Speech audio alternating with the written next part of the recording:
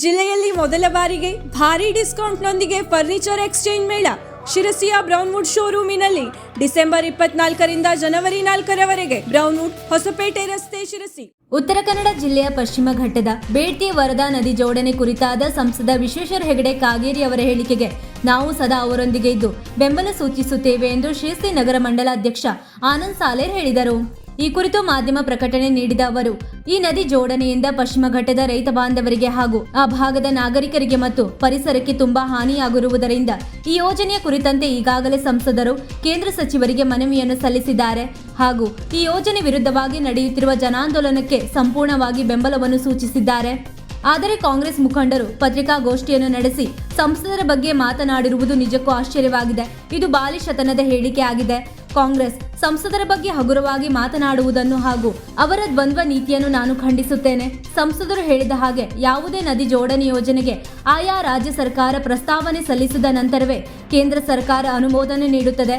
ರಾಜ್ಯ ಕಾಂಗ್ರೆಸ್ ಸರ್ಕಾರ ದಿವಾಳಿ ಹಂತದಲ್ಲಿದ್ದು ಕೇವಲ ಕೇಂದ್ರದ ಹಣಕ್ಕಾಗಿ ಪರಿಸರ ಮತ್ತು ರೈತರ ಬದುಕಿಗೆ ಕೊಳ್ಳಿ ಇಡಲು ಪ್ರಯತ್ನಿಸುತ್ತಿದೆ ಎಂದು ಅನುಮಾನ ಕಾಡುತ್ತಿದೆ. ಇದಕ್ಕೆ ರಾಜ್ಯ ಜಲಸಂಪನ್ಮೂಲ ಸಚಿವರು ಹಾಗೂ ಉಪಮುಖ್ಯಮಂತ್ರಿ ಡಿಕೆ ಶಿವಕುಮಾರ್ ಅವರ ಹೇಳಿಕೆ ಸಾಕ್ಷಿಯಾಗಿದೆ. ಉಪಮುಖ್ಯಮಂತ್ರಿ ಡಿಕೆ ಶಿವರು ಉತ್ತರ ಕನ್ನಡ ಜಿಲ್ಲೆಗೆ ಬಂದು ಬೇಡ್ತಿ ವರದಾ ನದಿ ಜೋಡಣೆ ಯೋಜನೆ ಮಾಡುವುದು ನಿಶ್ಚಿತ ಎಂದು ಹೇಳುವಾಗ ಉಸಿರೆತ್ತಿದ ಇಲ್ಲಿನ ಉಸ್ತುವಾರಿ ಸಚಿವರು ಹಾಗೂ ಶಾಸಕರು ಮತ್ತು ಕಾಂಗ್ರೆಸ್ಸಿನ ಪ್ರಮುಖರು ಈಗ ಯೋಜನೆಗೆ ವಿರೋಧದ ಹೇಳಿಕೆ ನೀಡುತ್ತಿರುವುದು ಅವರ ದ್ವಂದ್ವ ನಿಲುವು ಹಾಗೂ ಡೋಂಗಿತನದ ನಿದರ್ಶನವಾಗಿದೆ. ತಮ್ಮ ಸ್ವಾರ್ಥ ರಾಜಕೀಯಕ್ಕಾಗಿ ಸುಖಾಸುಮ್ಮನೆ ಸಂಸದರು ಹಾಗೂ ಕೇಂದ್ರ ಸರ್ಕಾರದ ಬಗ್ಗೆ ಜನರಲ್ಲಿ ತಪ್ಪು ಭಾವನೆ ಮೂಡಿಸಲು ಪ್ರಯತ್ನಿಸುತ್ತಿದ್ದಾರೆ.